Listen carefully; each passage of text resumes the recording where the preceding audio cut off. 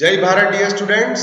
तो बच्चों देखिए नया चैप्टर स्टार्ट करने जा रहे हैं हम, that is chapter number 12 thermodynamics. ठीक है, तो बच्चों सबसे पहले थर्मोडायनेमिक्स का मतलब क्या होता है उसे समझ लेते हैं। ठीक है, तो देखिए क्या लिखा हुआ है, thermodynamics is the branch of physics that deals with the concept of heat and temperature and the inter conversion of heat and other forms of energy. बच्चों देखिए थर्मोडायनेमिक्स जो है वो मेनली किसके साथ डील करता है, inter conversion of heat and other forms of energy. मतलब यहाँ पे हीट जो है वो अदर फॉर्म ऑफ एनर्जी में है ना, अदर फॉर्म ऑफ एनर्जी में कैसे कन्वर्ट होगा वो। ठीक है, हीट जो है बच्चों वो अदर फॉर्म ऑफ कोई भी एनर्जी का फॉर्म हो सकता है, उसमें कैसे कन्वर्ट होता है वो, और कोई भी एनर्जी का फॉर्म है दूसरा वो हीट में कैसे कन्वर्ट होता है, उस चीज का बच्चों हम इस थर्मोडायनेमिक में स्टडी करते हैं। ठीक है, इसका एक सिंपल एग्जांपल बता दूं। ठीक है, तो बच्चों देखिए एनर्जी का एक सिंपल सबसे फॉर्म जो हम जानते हैं वो है वर्क, है ना। वर्क जो है बच्चों वो वहां पे एनर्जी का ही एक फॉर्म है। तो वर्क और हीट का एक दूसरे में इंटर कन्वर्जन। ठीक है, इसका एक सिंपल एग्जांपल दे दूं तो जैसे कि बच्चों हमें मालूम है, जैसे हम पाम को रब करते हैं, है ना, पाम्स को हम बच्चों रब करते हैं, तो उस केस में हमें कोई ना कोई वर्क करना पड़ता है। पाम को रब करने के लिए बच्चों हमें कुछ ना कुछ वर्क करना पड़ता है, मैकेनिकल वर्क। तो वो वर्क बच्चों वहां पे किस में कन्वर्ट हो जाता है, हीट में। ये चीज बच्चों हम फील कर सकते हैं पाम्स में, है ना, जैसे रब करेंगे तो वो बच्चों वहां पे हमें हीट प्रोवाइड करता है कुछ ना कुछ। ठीक है, तो ये हो गया बच्चों एनर्जी का कन्वर्जन हीट में। ये कौन सा हो गया, एनर्जी का कन्वर्जन हीट में।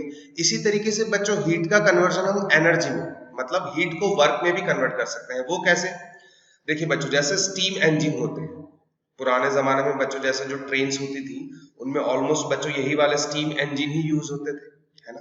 तो स्टीम इंजन में क्या होता है बच्चों, इंजन के अंदर जो हीट होती है, एनर्जी जो हीट के फॉर्म में होती है वो हीट किसको मिलती है, वहां पे स्टीम को। तो वहां पे बच्चों उस हीट की वजह से, उस हीट एनर्जी की वजह से कुछ ना कुछ बच्चों वर्क मिलता है ना। हीट की वजह से बच्चों स्टीम को कुछ ना कुछ एनर्जी मिलेगी, और उस स्टीम की वजह से बच्चों वहां पे इंजन जो है वो वर्क करता है, शाफ्ट बच्चों वहां पे रोटेट होते हैं, और उसकी वजह से बच्चों इंजन आगे मूव होता है ट्रैक्स पे। तो वहां पे हमें कुछ ना कुछ मैकेनिकल वर्क मिल रहा है। तो ये कौन सा एग्जाम्पल हो गया, हीट का कन्वर्जन वर्क में। ठीक है, तो बच्चों हमने दोनों केस देख लिए, यहाँ पे वर्क का कन्वर्जन हीट में देख लिया, और यहाँ पे हमने हीट का कन्वर्जन वर्क में। तो ये दोनों केस अगर इन दोनों को हम स्टडी कर रहे हैं तो वो बच्चों किसके अंदर इंक्लूड होंगे, थर्मोडायनेमिक्स में, है ना। वर्क और हीट का एक दूसरे में इंटर कन्वर्जन, तो ये स्टडी बच्चों किसके अंदर इंक्लूड होगी, यहाँ पे थर्मोडायनेमिक्स में। ठीक है, तो ये हो गया बच्चों थर्मोडायनेमिक्स का मतलब। आगे आगे बढ़ते हैं बच्चों, नेक्स्ट पॉइंट क्या है, thermodynamics is a macroscopic science. बच्चों देखिए थर्मोडायनामिक्स जो है वो एक मैक्रोस्कोपिक अप्रोच है। यहाँ पे बच्चों मॉलिक्यूलर, है ना, माइक्रोस्कोपिक लेवल पे, मॉलिक्यूलर लेवल पे क्या हो रहा है अंदर, वो सब चीजें बच्चों हम स्टडी नहीं करते। इसका एक सिंपल एग्जांपल बता दूं। मैक्रोस्कोपिक अप्रोच का मतलब क्या होता है वो मैं आपको बता देता हूं। जैसे कि हमारे पास कोई एक सिस्टम है ना, हम कोई एक सिस्टम ले लेते हैं। मान लेते हैं बच्चों हमने यहाँ पे कोई एक सिस्टम ले लिया। ठीक है, ये कोई एक कंटेनर है, ये कोई एक कंटेनर है ऐसे समझिए। कंटेनर के अंदर हमने कोई एक गैस ले लिया, ये गैस के मॉलिक्यूल्स अंदर कुछ इस तरीके से होंगे। ठीक है, गैस के मॉलिक्यूल्स इस तरीके से होंगे। तो हम क्या करेंगे, इस पूरे के पूरे सिस्टम को, ये बल्क सिस्टम जो है उसको स्टडी करते हैं, उसकी प्रॉपर्टीज को स्टडी करते हैं। बल्क सिस्टम प्रॉपर्टीज जो होती है उसको स्टडी करते हैं, ना कि बच्चों अंदर मॉलिक्यूलर लेवल पे क्या हो रहा है, भाई ये मॉलिक्यूल क्या कर रहा है, ये मॉलिक्यूल क्या कर रहा है, एक दूसरे के साथ वहां पे क्या है, इन सब चीजों से हमें मतलब नहीं है। मान लेते हैं जैसे इस सिस्टम का हम टेम्परेचर मेजर कर रहे हैं, इस सिस्टम का हमने क्या मेजर किया बच्चों, टेम्परेचर मेजर किया। तो वो बच्चों वहां पे हमने क्या है, मैक्रोस्कोपिक अप्रोच यूज किया है। हमने टेम्परेचर पूरे के पूरे सिस्टम का हम मेजर किया, हम पर्टिकुलर एक एक मॉलिक्यूल का वहां पे टेम्परेचर मेजर करने नहीं जा रहे, हमने पूरे सिस्टम का टेम्परेचर मेजर किया। तो पूरे सिस्टम का टेम्परेचर मेजर किया मतलब ये एक मैक्रोस्कोपिक अप्रोच हमने वहां पे यूज किया है। ठीक है, तो थर्मोडायनेमिक्स में बच्चों हम क्या यूज करते हैं, मैक्रोस्कोपिक अप्रोच, वो मैक्रोस्कोपिक साइंस है। इसी तरीके से दूसरी प्रॉपर्टीज अगर बताऊं, तो जैसे इस सिस्टम का हम प्रेशर मेजर कर रहे हैं, इस सिस्टम का वॉल्यूम मेजर कर रहे हैं, तो ये सारा का सारा बच्चों बल्क सिस्टम की प्रॉपर्टीज मेजर कर रहे हैं। तो ये सारी की सारी चीजें बच्चों किसके अंदर इंक्लूड होंगी, थर्मोडायनेमिक्स के अंदर, है ना। ठीक है। अब बच्चों कुछ सिंपल से टर्म्स है थर्मोडायनेमिक्स के रिलेटेड, तो वो बच्चों हमें यहाँ पे शायद कहीं ना कहीं मालूम होगा, फिर से एक बार जल्दी से देख लेते हैं। थर्मोडायनेमिक सिस्टम, बच्चों सिस्टम हम किसे कहते हैं? Thermodynamic system, N assembly of very large number of particles having certain value of pressure, volume and temperature is called thermodynamic system, है ना बच्चों। देखिए थर्मोडायनेमिक सिस्टम के अंदर जो भी मैटर है ना, जो भी मैटर है उसके पास कुछ fix pressure, volume and temperature होना चाहिए, तो उसको हम क्या कहेंगे? Thermodynamic system. जैसे ये गैस है, ये बच्चों गैस कंटेनर के अंदर है, तो ये एक थर्मोडायनेमिक सिस्टम हो गया। ये कंटेनर प्लस ये जो गैस है, यहाँ पे क्या हो गया? एक थर्मोडायनेमिक सिस्टम, ठीक है। उसके बाद है बच्चों देखिए सराउंडिंग। सराउंडिंग किसे कहेंगे? Everything outside the system which can have the direct effect on the system is called as a surrounding। बच्चों ये सिस्टम मान लिया, ये सिस्टम की बाउंड्री है ना, ये बच्चों यहाँ पे ये जो कंटेनर है ना, ये जो कंटेनर है ये सिस्टम की बाउंड्री हो गई। इसके अगर बियॉन्ड जाएंगे तो ये यहाँ पे आ जाएगा बच्चों सराउंडिंग। बच्चों ये चीज मालूम ही है सराउंडिंग किसे कहते हैं, ठीक है। अब सराउंडिंग बच्चों सिस्टम के साथ इंटरेक्ट कर सकता है, सराउंडिंग से बच्चों हीट अंदर जा सकती है, सिस्टम से बच्चों हीट बाहर सराउंडिंग में भी जा सकती है। तो इस तरीके से बच्चों सराउंडिंग जो है वो सिस्टम के साथ इंटरेक्ट कुछ ना कुछ कर सकता है, ठीक है। तो ये हो गया सराउंडिंग। इसके बाद है बच्चों देखिए थर्मोडायनेमिक वेरिएबल्स। थर्मोडायनेमिक वेरिएबल्स कौन कौन से होते हैं? थर्मोडायनेमिक सिस्टम में बच्चों क्वांटिटीज जैसे कि हो गई प्रेशर, वॉल्यूम एंड टेम्परेचर, ये सारी की सारी क्वांटिटीज बच्चों हमें क्या हेल्प करती है स्टडी में। किसकी स्टडी में? Behaviour of thermodynamic system. Thermodynamic system का बिहेवियर स्टडी करने में बच्चों ये जो प्रॉपर्टीज हैं, जो क्वांटिटीज हमें हेल्प करती हैं, उसे हम क्या कहते हैं यहाँ पे? थर्मोडायनेमिक वेरिएबल्स, जो बच्चों जनरली है यहाँ पे प्रेशर, वॉल्यूम एंड टेम्परेचर, ठीक है। तो ये बच्चों बेसिक हो गया यहाँ पे थर्मोडायनेमिक्स का, ठीक है। उसके रिलेटेड कुछ इंपॉर्टेंट टर्म्स हो गए, ठीक है। इसके बाद है बच्चों थर्मल इक्विलिब्रियम। तो थर्मल इक्विलिब्रियम हम किसे कहेंगे देख लेते हैं। Two systems are said to be in thermal equilibrium with each other if they have the same temperature. बच्चों देखिए यहाँ पे अगर हम दो डिफरेंट सिस्टम ले लें, दो कंटेनर ले लेते हैं, है ना। ये एक कंटेनर, ठीक है, कंटेनर एक, और यहाँ पे ये दूसरा कंटेनर, ठीक है, ये दूसरा कंटेनर। इस कंटेनर के अंदर मान लेते हैं कोई एक गैस ए है, इसके अंदर कोई एक गैस बी है। इन दोनों का अगर टेम्परेचर सेम है ना, अगर इन दोनों का बच्चों TA is equal to TB, ये दो अलग अलग सिस्टम है, ये सिस्टम 1, ये सिस्टम 2, अगर इन दोनों सिस्टम का टेम्परेचर सेम है, TA is equal to TB, तो ये दोनों सिस्टम एक दूसरे के साथ बच्चों थर्मल इक्विलिब्रियम में है, हम ऐसा कहेंगे, है ना, ठीक है। तो ये हो गया बच्चों थर्मल इक्विलिब्रियम। थर्मल इक्विलिब्रियम बच्चों हम अचीव कैसे कर सकते हैं, तो उसके रिगार्डिंग बुक में एक छोटा सा एग्जांपल दिया हुआ है, तो वो जल्दी से देख लेते हैं। जैसे कि बच्चों हम यहाँ पे देख पा रहे हैं, ये कंटेनर है ना, कंटेनर, और कंटेनर की बच्चों जो भी वॉल है, ये जो वॉल है, ये वॉल जो है वो इंसुलेटर है, ठीक है, इंसुलेटर है, यहां से हीट बाहर नहीं जा सकती, ठीक है। अब हमने क्या किया, इस कंटेनर के अंदर हमने दो पार्टीशन कर दिए, ये पार्टीशन 1 और ये यहाँ पे दूसरा पार्टीशन हमने किससे किया बच्चों? यहाँ पे आप देख सकते हैं ये एक वॉल हमने बना दी। अब ये वॉल यहाँ पे कैसी है मालूम है? Adiabatic wall. ये वॉल कौन सी है? इसका नाम क्या है? Adiabatic wall. अब एडियाबेटिक का मतलब क्या होता है? एडियाबेटिक मतलब बच्चों परफेक्ट इंसुलेटर। परफेक्ट इंसुलेटर मतलब यहाँ पे इस पार्टीशन 2 में से पार्टीशन 1 में बच्चों हीट नहीं जा सकती, और पार्टीशन 1 में से बच्चों पार्टीशन 2 में बच्चों वहां पे हीट नहीं जा सकता, ठीक है। तो एडियाबेटिक का मतलब क्या होता है बच्चों? Insulating wall. इसे हम ऐसा भी कह सकते हैं, इंसुलेटिंग वॉल, ठीक है। मतलब दोनों पार्टीशन में एक दूसरे में बच्चों वहां पे हीट का इंटरेक्शन नहीं होगा। अगर हीट का इंटरेक्शन नहीं हो रहा है तो ये सिस्टम अगर TA टेम्परेचर पे है, ये TB टेम्परेचर पे है, अगर दोनों सेम नहीं है, TA और TB दोनों सेम नहीं है, तो ये बच्चों अभी क्या है? इक्विलिब्रियम में नहीं रहेंगे, ठीक है, थर्मल इक्विलिब्रियम में नहीं है रहेंगे। तो अगर हमें थर्मल इक्विलिब्रियम में लाना है, यहाँ पे बच्चों पार्टीशन 1 को हमने एक सिस्टम मान लिया, पार्टीशन 2 को दूसरा सिस्टम मान लिया। अगर इन दोनों को हमें थर्मल इक्विलिब्रियम में लाना है तो हम क्या करेंगे? यहाँ पे एक डायाथर्मिक वॉल, ठीक है, एडियाबेटिक वॉल को रिप्लेस कर देंगे, उसकी जगह कौन सा वॉल रख देंगे, डायाथर्मिक वॉल। अब डायाथर्मिक का मतलब क्या होता है बच्चों, कंडक्टिंग वॉल। इसमें से हीट बच्चों वहां पे कंडक्ट कर सकती है ना, इसे हम क्या कहेंगे, कंडक्टिंग। डायाथर्मिक का मतलब क्या होता है, ऐसे भी लिख सकते हैं, कंडक्टिंग वॉल। ठीक है, कंडक्टिंग वॉल। कंडक्टिंग वॉल है तो बच्चों ये जैसे सिस्टम 1 है पार्टीशन, उसको सिस्टम 1 बोल दिया, ये पार्टीशन 2 को सिस्टम 2 बोल दिया। तो अब इन दोनों के बीच में बच्चों हीट का इंटरेक्शन होगा, और ये कब तक होगा, जब तक बच्चों यहाँ पे TA इज इक्वल टू बच्चों यहाँ पे TB नहीं हो जाता। जब तक बच्चों टेम्परेचर सेम नहीं होगा तब तक क्या है, एक दूसरे के बीच में बच्चों हीट का इंटरेक्शन होता रहेगा, है ना। ये चीज हमें मालूम है, हीट जो है वो हायर टेम्परेचर से लोअर टेम्परेचर की तरफ फ्लो होता है। तो ये हीट तब तक फ्लो होगा जब तक दोनों का टेम्परेचर सेम नहीं हो जाता। दोनों का टेम्परेचर सेम हो गया, इसका मतलब सिस्टम 1 और सिस्टम 2 बच्चों किस में आ गए, थर्मल इक्विलिब्रियम में आ गए, है ना। तो ये कुछ सिंपल सी चीजें हैं बच्चों जो याद रखनी है।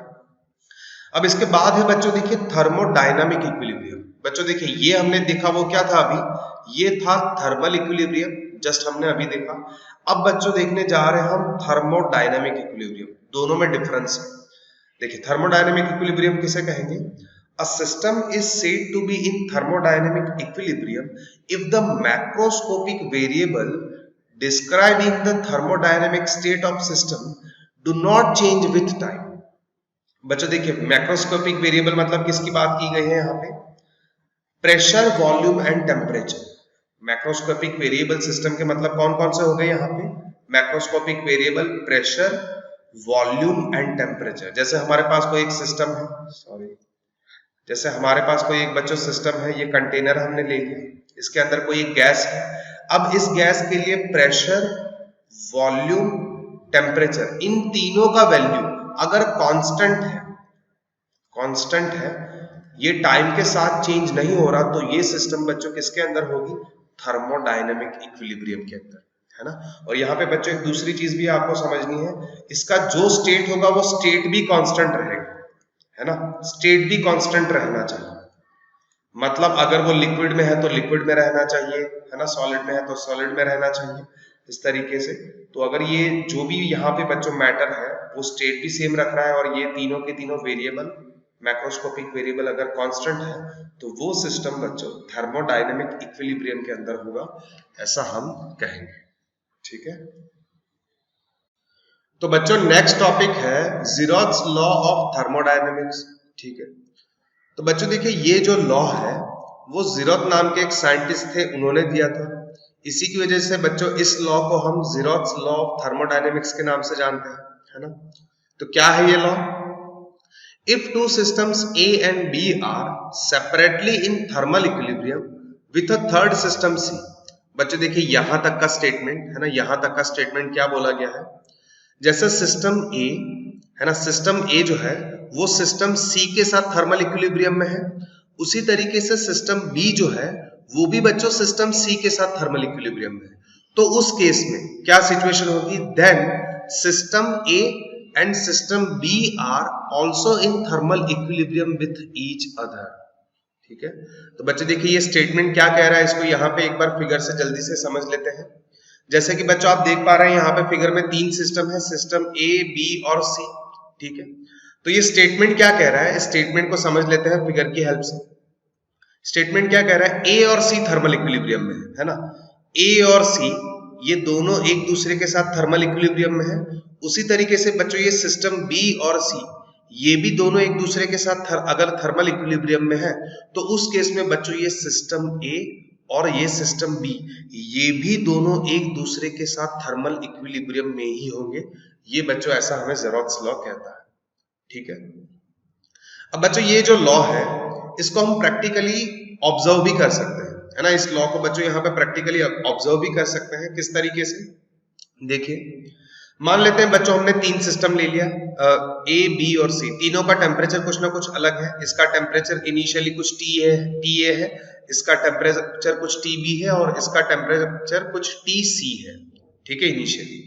अब हम क्या कर रहे हैं, सिस्टम A और सिस्टम B इन दोनों को हम सेपरेट कर रहे हैं एडियाबेटिक वॉल से। बच्चों देखिए यहाँ पे इन दोनों के बीच में ये जो वॉल है वो कौन सी वॉल है? Adiabatic wall.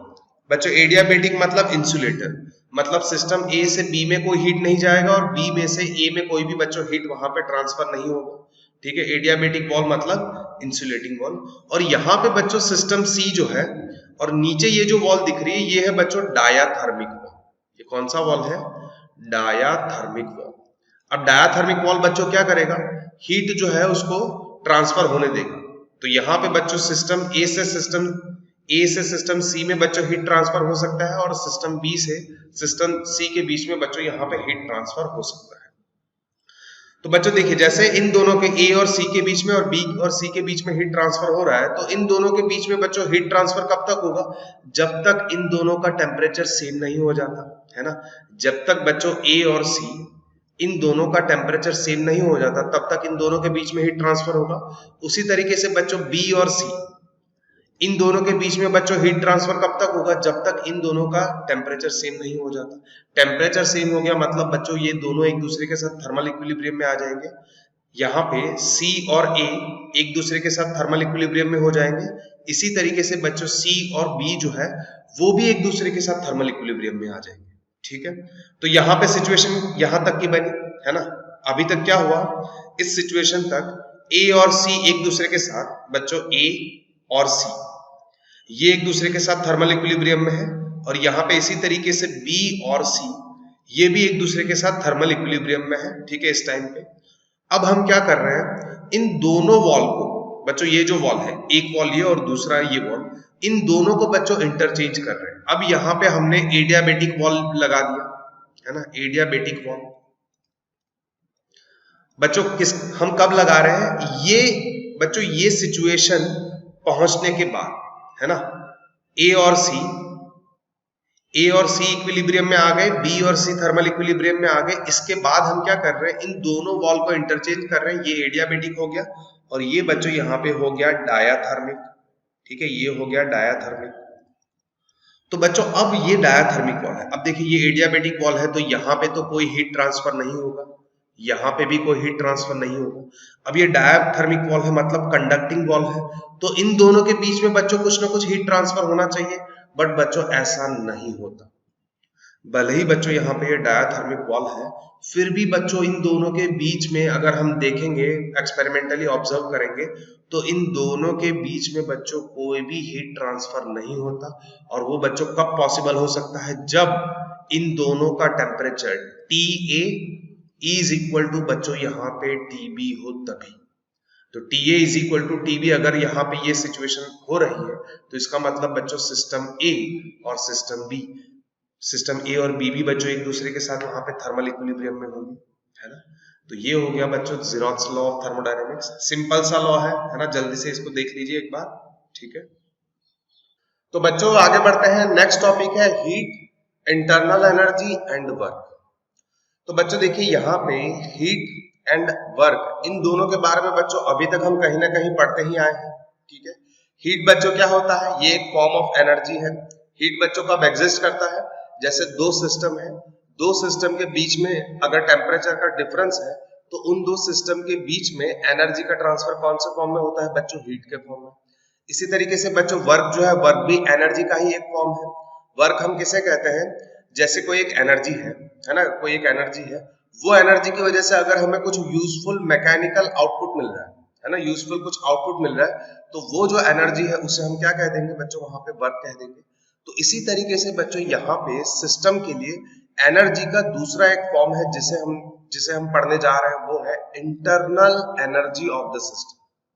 ठीक है, तो बच्चों हम यहाँ पे मेनली कॉन्सेंट्रेट इंटरनल एनर्जी पे ही करेंगे। तो क्या होता है इंटरनल एनर्जी? बच्चों अच्छे से समझना होगा ये।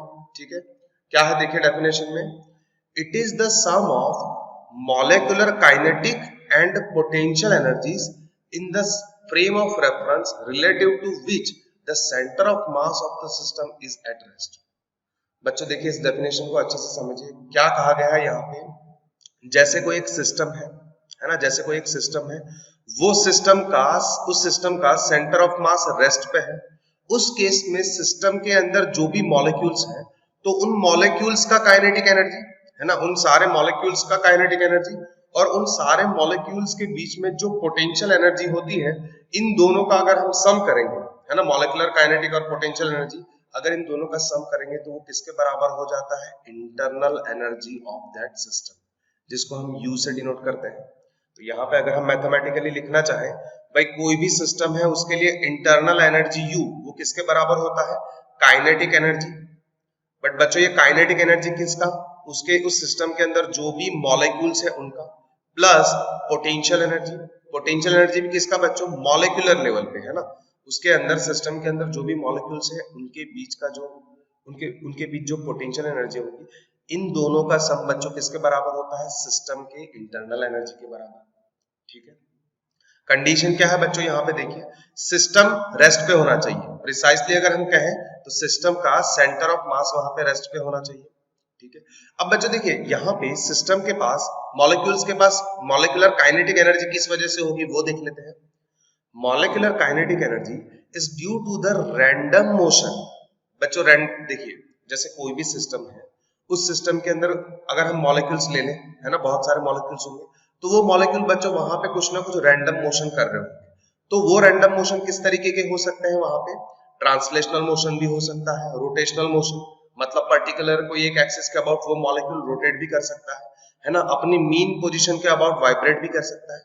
तो इन सारे मोशन की वजह से मॉलिक्यूल के पास ये जो सारे मोशन पॉसिबल है, इन सारे मोशन की वजह से मॉलिक्यूल के पास जो काइनेटिक, इन सारे मॉलिक्यूल की वजह से बच्चों मॉलिक्यूल्स के पास कुछ ना कुछ वहां पे काइनेटिक एनर्जी होती है। ठीक है, तो ये रीजन हो गया कि मॉलिक्यूल्स के पास काइनेटिक एनर्जी इन तीन मोशंस की वजह से होती है। ठीक है, और ये जो काइनेटिक एनर्जी है वो है फंक्शन ऑफ टेम्परेचर। ये जो बच्चों काइनेटिक एनर्जी है वो किसका फंक्शन है, टेम्परेचर का। अगर सिस्टम का टेम्परेचर चेंज करेंगे, अगर सिस्टम का टेम्परेचर चेंज करेंगे तो सिस्टम के अंदर मॉलिक्यूलर काइनेटिक एनर्जी भी चेंज हो जाएगी। तो यहाँ पे अगर हम ये लिखें, भाई ये जो काइनेटिक एनर्जी है it is a function of temperature T। ठीक है, टेम्परेचर चेंज करेंगे तो काइनेटिक एनर्जी भी चेंज हो जाएगा। तो ये हो गई काइनेटिक एनर्जी की बात। अब हम देख लेते हैं मॉलिक्यूलर पोटेंशियल एनर्जी कैसे होती है। मॉलिक्यूल्स के बीच में पोटेंशियल एनर्जी किस वजह से होती है, तो it is due to the mutual force of attraction between the molecules on one another in the system. अब बच्चों देखिए एक सिंपल सा कंसेप्ट बता देता हूं। जैसे अगर पूरे यूनिवर्स में बच्चों हम कहीं पे भी ले लेंगे, है ना, जैसे दो ऑब्जेक्ट्स है ना, दो ऑब्जेक्ट्स हैं, ये ऑब्जेक्ट ए और यहाँ पे ये ऑब्जेक्ट बी। अगर ये दोनों एक दूसरे पे बच्चों म्यूचुअली अट्रैक्टिव फोर्स लगा रहे हैं, दोनों एक दूसरे पे बच्चों अट्रैक्टिव फोर्स लगा रहे हैं, तो दोनों एक दूसरे के पास आना चाहेंगे, बट हम ऐसा होने नहीं दे रहे। इनको कुछ ना कुछ डिस्टेंस डी पे सेपरेट करके रखा है, तो दोनों एक दूसरे पे अट्रैक्टिव फोर्स लगा रहे हैं। तो इस केस में बच्चों इन दोनों ऑब्जेक्ट का अगर हम सिस्टम माने, तो इन दोनों ऑब्जेक्ट के सिस्टम के अंदर कुछ ना कुछ पोटेंशियल एनर्जी वहां पे स्टोर्ड होगी। ठीक है, इसका सिंपल एग्जांपल इस तरीके से भी मैं बता सकता हूं। जैसे बच्चों अर्थ का खुद का कुछ ना कुछ ग्रेविटेशनल फोर्स है। अगर मेरे हाथ में कोई डस्टर है, ये जैसे अर्थ का सरफेस है ना, ये अर्थ का सरफेस ऐसे मान लीजिए, हमारे पास कोई एक डस्टर है, उस डस्टर को मैं यहाँ पे ऊपर ले जा रहा हूँ, है ना, यहाँ पे ऐसे ऊपर ले गया, ये डस्टर है। तो ये डस्टर को क्या ये अर्थ जो है अपनी तरफ कुछ ना कुछ अट्रैक्टिव फोर्स से खींच रही है। ठीक है, बट हमने इस डस्टर को कुछ डिस्टेंस से सेपरेट करके रख दिया। ठीक है, इस पे अट्रैक्टिव फोर्स तो लग रहा है, बट हमने क्या किया, कुछ डिस्टेंस से सेपरेट करके रख दिया। इसको सेपरेट करने के लिए हमें कुछ ना कुछ वर्क करना पड़ा होगा, तो वो वर्क बच्चों यहाँ पे कौन से फॉर्म में, पोटेंशियल एनर्जी के फॉर्म में स्टोर हो जाता है। तो एक सिंपल कॉन्सेप्ट है ना, कोई भी दो बॉडी, कोई भी दो ऑब्जेक्ट अगर दोनों एक दूसरे पे म्यूचुअली अट्रैक्टिव फोर्स लगा रहे हैं और हमने क्या है उन दोनों को कुछ डिस्टेंस से सेपरेट करके रख दिया, तो सेपरेट करने के लिए जो वर्क करना पड़ा होगा वो उनमें पोटेंशियल एनर्जी के फॉर्म में स्टोर हो जाएगा।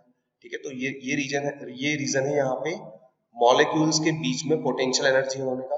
और ये जो पोटेंशियल एनर्जी होती है मॉलिक्यूल्स के बीच में, वो किसका फंक्शन है, it is a function of volume of the system. मतलब ये जो पोटेंशियल एनर्जी है ये किसका फंक्शन है, फंक्शन ऑफ वॉल्यूम।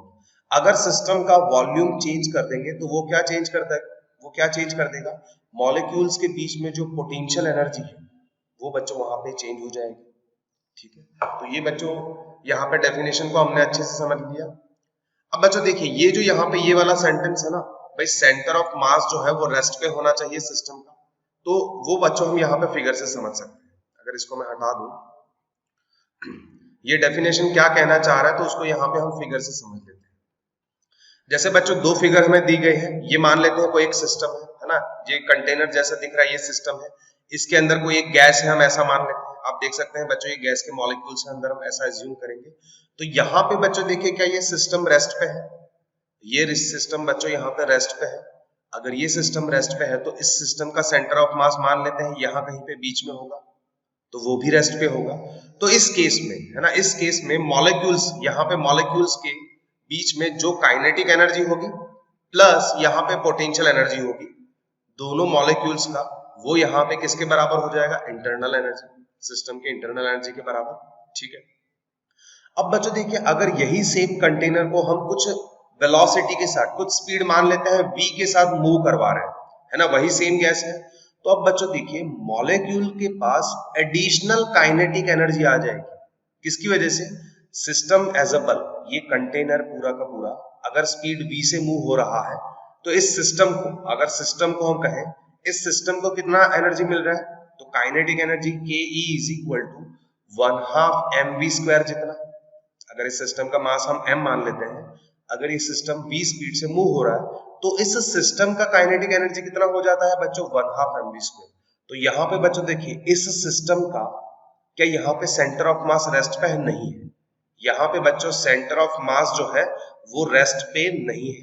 तो इस केस में बच्चों यहाँ पे अगर टोटल एनर्जी देखें, है ना, तो सिस्टम का काइनेटिक एनर्जी बच्चों इसे हमें इंक्लूड नहीं करना है। अगर हम सिस्टम का इंटरनल एनर्जी U लिखना चाहते हैं ना, तो मॉलिक्यूल्स के मॉलिक्यूल्स के बीच में जो रैंडम मोशन होता है ना, सिर्फ और सिर्फ उनकी वजह से जो काइनेटिक एनर्जी होती है उसे ही इंक्लूड करते हैं। अगर यहाँ पे सिस्टम v स्पीड से मूव हो रहा है तो यहाँ पे सारे के सारे मॉलिक्यूल्स भी कुछ ना कुछ स्पीड v से मूव होंगे, तो एडिशनल उनके पास काइनेटिक एनर्जी आ जाएगी। बट ये काइनेटिक एनर्जी हमें इंटरनल एनर्जी के अंदर इंक्लूड नहीं करनी। हमें कौन से बच्चों, सिर्फ और सिर्फ रैंडम मोशन, है ना, सिर्फ और सिर्फ रैंडम मोशन। रैंडम मोशन कब, जब सिस्टम बच्चों, सिस्टम का सेंटर ऑफ मास रेस्ट पे है, उस केस में मॉलिक्यूल्स के जो रैंडम मोशन हो रहे होंगे तो उस केस में उनकी काइनेटिक एनर्जी और पोटेंशियल एनर्जी का हमें सम लेना है ना। तो सिस्टम एज अ होल, है ना, सिस्टम एज ए होल अगर उसके पास कुछ काइनेटिक एनर्जी है तो इस काइनेटिक एनर्जी को हम इंटरनल एनर्जी के अंदर इंक्लूड नहीं करेंगे। ठीक है, तो ये चीज बच्चों, ये पॉइंट आपको याद रख लेना है। आगे बढ़ते हैं बच्चों, देखिए क्या लिखा हुआ है, internal energy of an ideal gas. अगर बच्चों हम गैस की बात करें, वो भी आइडियल गैस, तो वो it is a purely kinetic in nature. Internal energy ideal gas के केस में बच्चों प्योरली काइनेटिक होता है नेचर। ठीक है, उसका रीजन क्या है, देखिए बच्चों, देखिए जैसे हमने यहाँ पे लिखा इंटरनल एनर्जी U किसका फंक्शन है, kinetic energy plus potential energy molecules के बीच में। ठीक है, मॉलिक्यूलर लेवल पे। अब जब भी बच्चों हम आइडियल गैस लेते हैं, है ना, आइडियल गैस लेते हैं तो उस केस में आइडियल गैस के मॉलिक्यूल्स के बीच में कोई भी, ठीक है, वहां पे force of attraction, force of attraction ये नहीं होता। ये बच्चों क्या है, नहीं होता, फोर्स ऑफ अट्रैक्शन ये नहीं होता। कौन से केस में, कौन से केस में, आइडियल गैस के केस में। आइडियल गैस के केस में बच्चों फोर्स ऑफ अट्रैक्शन नहीं होता। अगर फोर्स ऑफ अट्रैक्शन नहीं है तो बच्चों सीधी सी चीज है, पोटेंशियल एनर्जी भी नहीं होगी। पोटेंशियल एनर्जी कब होती है, दो सिस्टम के बीच में, उन दोनों के बीच में अगर कुछ ना कुछ अट्रैक्टिव फोर्स है तो उन दोनों के बीच में कोई ना कोई पोटेंशियल एनर्जी होगी। अगर force of attraction he absent है तो पोटेंशियल एनर्जी भी नहीं होगी। तो इसीलिए अगर हम पोटेंशियल एनर्जी लिखना चाहे किसके लिए, आइडियल गैस के लिए, तो वो सिर्फ और सिर्फ उसके अंदर के मॉलिक्यूल्स के जो काइनेटिक एनर्जी होगी ना, मॉलिक्यूल्स का जो काइनेटिक एनर्जी होगा इसके बराबर हो जाएगा। ठीक है, तो ये चीज बच्चों आपको याद रखनी है, कौन से केस में, आइडियल गैस के केस में, है ना। तो इंटरनल एनर्जी है वो सिर्फ और सिर्फ बच्चों वहां पे काइनेटिक एनर्जी के बराबर हो जाएगा। ठीक है, अब बच्चों लास्ट पॉइंट देख लेते हैं, क्या लिखा हुआ, internal energy of the system is a thermodynamic state variable. बच्चों इस पॉइंट को हमें समझना होगा, क्या लिखा हुआ देखिए, its value depends on the state of existence of the system and not on the path along which that state has been brought about। बच्चों देखिए ये स्टेटमेंट क्या कहना चाह रहा है, इसको मैं एक्सप्लेन कर देता हूँ। इसको हम फिगर से यहाँ पे एग्जांपल से हम एक्सप्लेन कर देते हैं।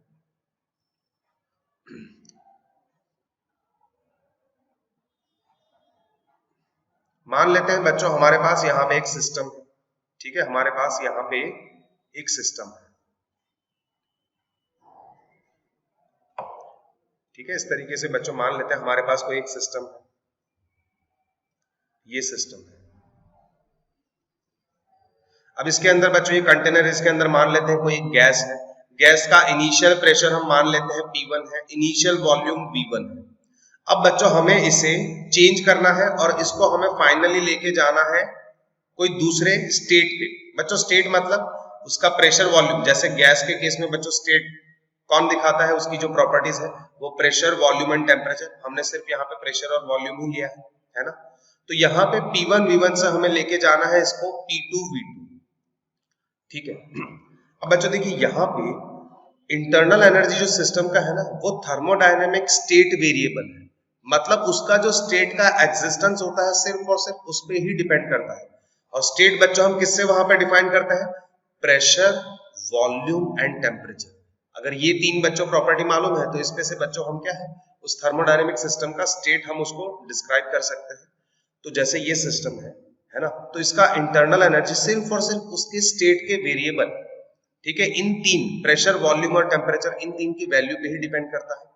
हम किस तरीके से ये स्टेट अचीव कर रहे हैं उस पर वो डिपेंड नहीं कर रहा। जैसे ये P1 V1 है, इसको हम यहां से यहां तक ले जाना है, तो इसके दो तरीके हैं। सबसे पहले हम क्या करेंगे, यहाँ पे ये जो P1 V1 है, P1 V1 है, हमने फर्स्ट स्टेप क्या किया, हम प्रेशर कांस्टेंट रख रहे हैं, हमने वॉल्यूम चेंज कर दिया P1 V2। हमने क्या किया, यहाँ पे प्रेशर को कांस्टेंट रख दिया, प्रेशर कांस्टेंट, और वॉल्यूम को चेंज कर दिया। दूसरे स्टेप में हम क्या कर रहे हैं, यहाँ पे अब वॉल्यूम को कांस्टेंट रख रहे हैं और प्रेशर को चेंज कर रहे हैं, और प्रेशर हम फाइनली ले जा रहे हैं P2। ये हो गया P2 V2, हमें जो स्टेट चाहिए था मिल गया। अब इस स्टेट में मान लेते हैं इसका internal energy U is equal to है 50 जूल, ठीक है।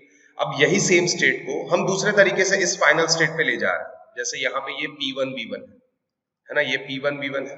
सबसे पहले हम यहाँ पे क्या कर रहे हैं, मान लेते हैं वॉल्यूम को कांस्टेंट रख रहे हैं, वॉल्यूम को कांस्टेंट रख रहे हैं और प्रेशर को चेंज कर रहे हैं। तो प्रेशर हो गया P2 जो हमें चाहिए वो है ना, वहां तक ले गए, उसका वॉल्यूम वही रखा सेम जो ओरिजिनल था, ठीक है। नेक्स्ट स्टेप में हम क्या कर रहे हैं, अब प्रेशर को कांस्टेंट रख रहे हैं और वॉल्यूम चेंज कर रहे हैं। तो फाइनली सिस्टम को हम यहां तक ले गए P2 V2, यहाँ पे देखिए वॉल्यूम को चेंज करके यहाँ ले गए। अब बच्चों देखिए क्या ये दोनों स्टेट यहाँ पे सेम है, मान लेते हैं टेम्परेचर भी सेम है, यहाँ पे T2 और यहाँ पे भी T2। तो तीनों बच्चों देखिए स्टेट को डिफाइन करने वाले वेरिएबल क्या यहाँ पे सेम है, तो इंटरनल एनर्जी U भी यहाँ पे बच्चों सेम ही होगा, पाथ पे डिपेंड नहीं करता। देखिए यहाँ पे हमने क्या किया, पहले स्टेप में प्रेशर को कांस्टेंट रखा, यहाँ पे देखिए हमने पहले वॉल्यूम को कांस्टेंट रखा। तो ये दोनों अलग अलग प्रोसेस के थ्रू हमने अचीव किया है। ये फाइनल स्टेट जो है हमने दोनों अलग अलग प्रोसेस के थ्रू अचीव किया है। बट अगर ये दोनों फाइनल स्टेट सेम है तो उस केस में बच्चों उनका इंटरनल एनर्जी सेम ही होगा, ठीक है। वही चीज लिखी हुई है देखिए, its value depends on the state of the existence of the system and not on the path along which that state has been brought about, ठीक है। तो हम स्टेट किस तरीके से अचीव करेंगे उस पे बच्चों इंटरनल एनर्जी का वैल्यू डिपेंड नहीं करता। फाइनली जो स्टेट के जो वेरिएबल्स है प्रेशर, वॉल्यूम एंड टेम्परेचर, इन तीनों की वैल्यू पे ही इंटरनल एनर्जी डिपेंड करेगी, ठीक है। तो ये बच्चों हो गया यहाँ पे इंटरनल एनर्जी, इसको थोड़ा अच्छे से समझ लीजिए, ठीक है। तो बच्चों यहाँ पे हीट एंड वर्क की हेल्प से किस तरीके से बच्चों को एक सिस्टम का हम इंटरनल एनर्जी चेंज कर सकते हैं वो हम देखने जा रहे हैं, है ना। यहाँ पे हम क्या समझेंगे, हीट एंड वर्क जो है वो किस तरीके से बच्चों एनर्जी ट्रांसफर के मोड्स की तरह बिहेव कर रहे हैं, है ना, वो हम यहाँ पे समझेंगे। अब इसे बच्चों समझने के लिए हम यहाँ पे एक एग्जांपल ले रहे हैं, पिस्टन सिलेंडर अरेंजमेंट है। ये बच्चों यहाँ पे सिलेंडर हो गया, है ना, ये बच्चों यहाँ पे सिलेंडर हो गया, ये यहाँ पे पिस्टन, ठीक है, ये यहाँ पे बच्चों पिस्टन है। अब पिस्टन सिलेंडर के बीच में हम देखेंगे तो यहाँ पे बच्चों गैस जो है वो एनक्लोज्ड है, तो ये गैस हमारे लिए सिस्टम हो गया।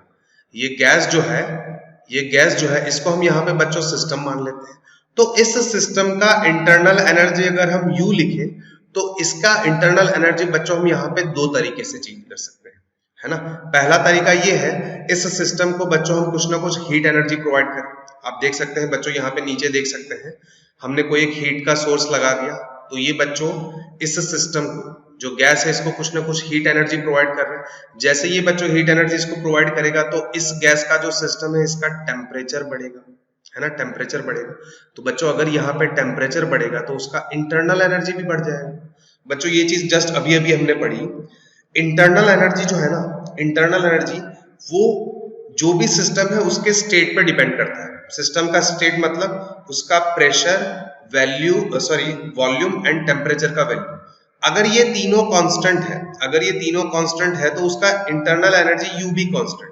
अगर ये कांस्टेंट है ना, अगर ये बच्चों कांस्टेंट है, ये कांस्टेंट है सिस्टम के लिए, कोई फिक्स मास का जो सिस्टम है उसके लिए प्रेशर, वॉल्यूम एंड टेम्परेचर ये कांस्टेंट है, तो उसका इंटरनल एनर्जी भी बच्चों उसके अकॉर्डिंग यहाँ पे कांस्टेंट रहेगा।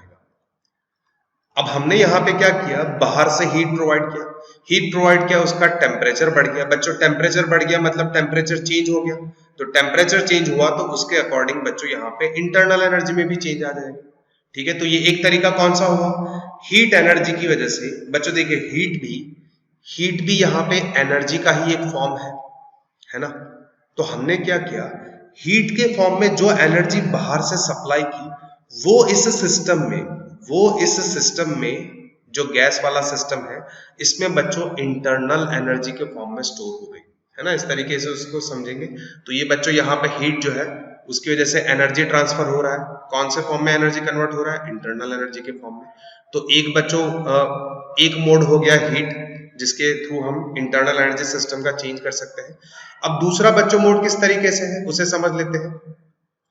दूसरा बच्चों उस सिस्टम पे कुछ ना कुछ वर्क करे, जैसे कि आप देख पा रहे हैं यहाँ पे, है ना। ये बच्चों पिस्टन है, पिस्टन के ऊपर बच्चों ये यहाँ पे एक वेट है सस्पेंडेड, है ना। आप देख सकते हैं बच्चों यहाँ पे ये एक वेट सस्पेंडेड।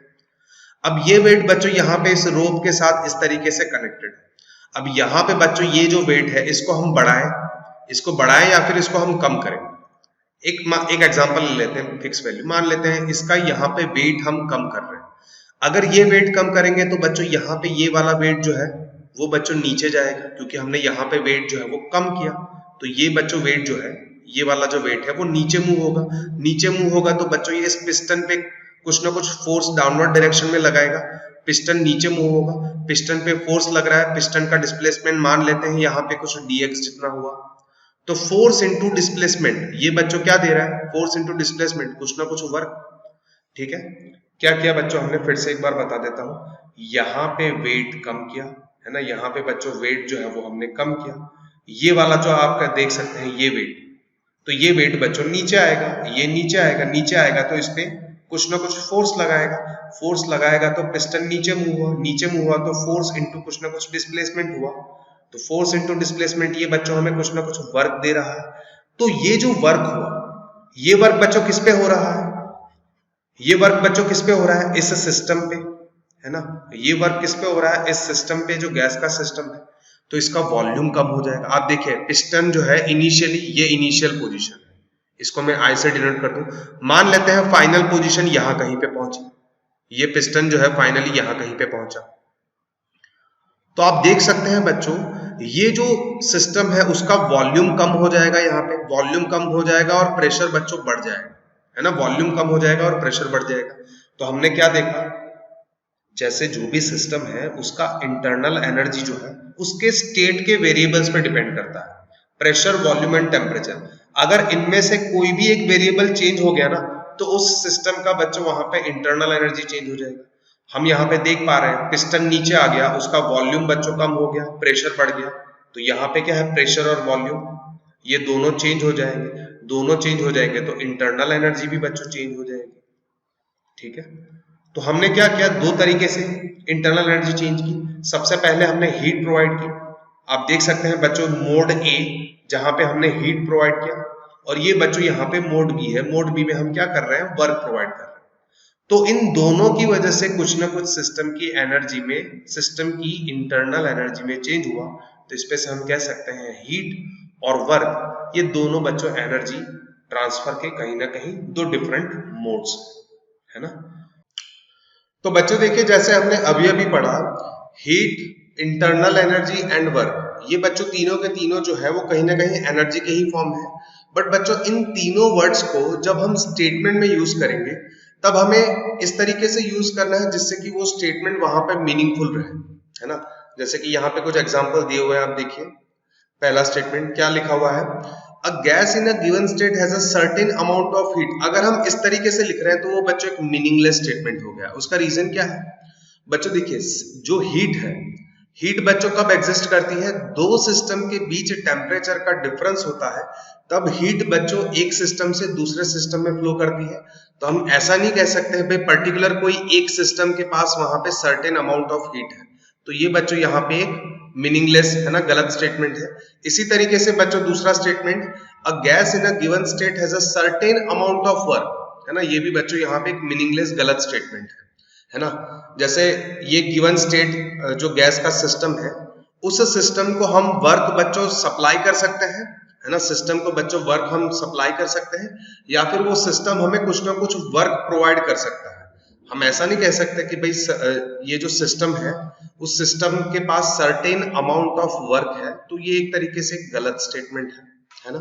अगर हम इसके अगेंस्ट देखेंगे, a gas in a given state has a certain amount of internal energy, तो ये बच्चों यहाँ पे एक परफेक्टली मीनिंगफुल स्टेटमेंट है। इंटरनल एनर्जी जो है उसे हम ऐसे भी कहते हैं, इंटरनल एनर्जी को, इसे हम स्टोर्ड फॉर्म ऑफ एनर्जी ऐसे भी कहते हैं, stored form of energy in the system. क्यों? क्योंकि बच्चों ये पर्टिकुलर एक सिस्टम के अंदर स्टोर हो जाती है। हम ऐसा कहें भाई इस सिस्टम के पास, इस सिस्टम में इतना इंटरनल एनर्जी स्टोर्ड है, तो वो बच्चों वहां पे बिल्कुल परफेक्ट मीनिंगफुल स्टेटमेंट हो जाएगा, है ना। तो ये बच्चों देखिए मीनिंगफुल स्टेटमेंट का एग्जांपल हो गया। इसी तरीके से यहाँ पे देखिए, ठीक है, a certain amount of heat is supplied to the system और certain amount of work was done by the system. बच्चों ये दोनों स्टेटमेंट यहाँ पे मीनिंगफुल है ना। Heat is supplied to the system, है ना, सिस्टम को हीट सप्लाई कर रहे हैं तो ये बिल्कुल पॉसिबल है।